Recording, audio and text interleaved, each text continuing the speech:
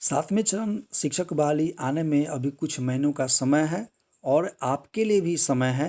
इसके अंदर आप जितने भी डॉक्यूमेंट है, जैसे मैट्रिक हो, 12th हो, ग्रेजुएशन हो और बीएड हो, आप सारे के सारे मूल प्रमाण पत्र, मार्कशीट या उससे संबंधित जो आपका डॉक्यूमेंट है वो सब के सब कलेक्ट कर लीजिए।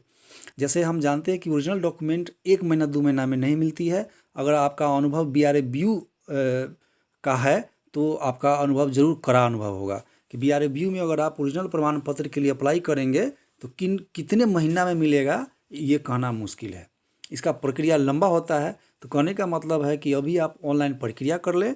बीएड के लिए भी ओरिजिनल के लिए आप अप्लाई कर दें। अभी आप अप्लाई करेंगे तो आपको मिलते मिलते कुछ महीने का समय लग जाता है और कभी कभी तो ऐसा होगा कि आप 1 साल 2 साल में भी आपके हाथ में नहीं मिलेगा।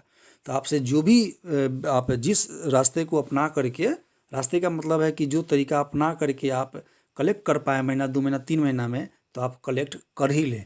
खास के ये उन छात्रों के लिए है जिनका मार्कशीट में या आपका ओरिजिनल में नाम में या पिता के नाम में या किसी न किसी चीज़ में मिस्टेक हुआ हो तो आप उसको सुधार करा लें। अभी जब आप सुधार कराने जाएंगे तो उसमें बहुत समय लगता है, आपका पैसा भी जाएगा, समय भी जाता है। आप चाहेंगे, आप सोच रहे होंगे कि अगर हम जाएंगे अप्लाई करेंगे और महीना 2 महीना में हो जाएगा, तो आप एक बार बोर्ड होके आएँ तो आपका ये जो सोच है वो ज़रूर बदल जाएगा। कई छात्र ऐसे हैं जो अपने नाम सुधारने के लिए, पिता के नाम सुधारने के लिए किसी न किसी त्रुटि के कारण, चाहे उनके तरफ से हो या जो भी त्रुटि हो, वो 1 साल 2 साल से चक्कर लगा रहे हैं लेकिन उनका सुधार नहीं हुआ है। कुछ ऐसे भी बच्चे आपको उदाहरण में मिल जाएंगे कि उनको सुधार होने में केवल 1 सप्ताह का समय लगा। तो कहने का मतलब आपका माइनर मिस्टेक है कि मेजर मिस्टेक है, उस पर भी निर्भर करता है। और आप अगर कागज़ इनकम्प्लीट देंगे तो बोर्ड्स आपको बार बार कहेगा कि भाई आप पूरा कागज़ करके लाइए, तभी आपका सुधार होगा। तो जब आप बोर्ड में जाएंगे वहाँ पता चलेगा कि ये कागज़ की कमी है, फिर आपको वो कंप्लीट करके वहाँ जाना पड़ेगा। फिर वहाँ जाने के बाद आपको कुछ और हो सकता है कि डॉक्यूमेंट वहाँ कमी हो जाए। कहने का मतलब है कि समय रहते अभी आपके पास 2 महीना 4 महीना 5 महीने का समय है। इसके अंदर आप जो करेक्शन कराना है या जो डॉक्यूमेंट कलेक्ट करना है, सारा के सारा आप अभी से ही शुरुआत कर ले, क्योंकि सब कलेक्ट होते सुधरते सुधरते आपको कई महीने गुजर जाएंगे।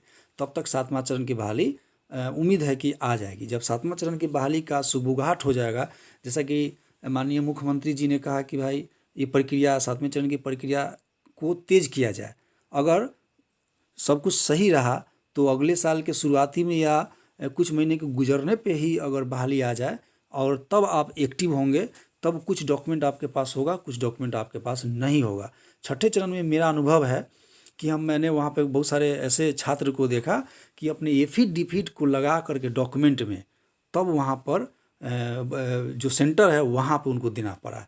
कुछ सेंटर जो है उनके साथ सही जो होना चाहिए प्रक्रिया, वो कुछ स्टूडेंट का सही प्रक्रिया नहीं हो पाया, जिसके चलते उनको मुश्किल हुआ। तो उसका इंतज़ार न करते हुए अभी से ही आप डॉक्यूमेंट को कलेक्ट कीजिए और डॉक्यूमेंट को सुधार कीजिए। अगर आपके डॉक्यूमेंट में कुछ मिस्टेक है तो मेरा मानना है कि आप जल्दी ही लग जाइए, समय का इंतज़ार ना कीजिए। सारे डॉक्यूमेंट को ओबीसी हो या डोमिसाइल हो, क्योंकि इस बार शायद डोमिसाइल कंपल्सरी होने जा रही है, आवासीय हो गया, जो भी डॉक्यूमेंट आप संबंधित चीज़ें हैं आप कलेक्ट कर ले, सुधार कर ले और सारे में एक स्पेलिंग रहे, आपका, आपके पिता का या जो भी आपका चीज़ हो, सारे के सारा डॉक्यूमेंट भी एक होना चाहिए।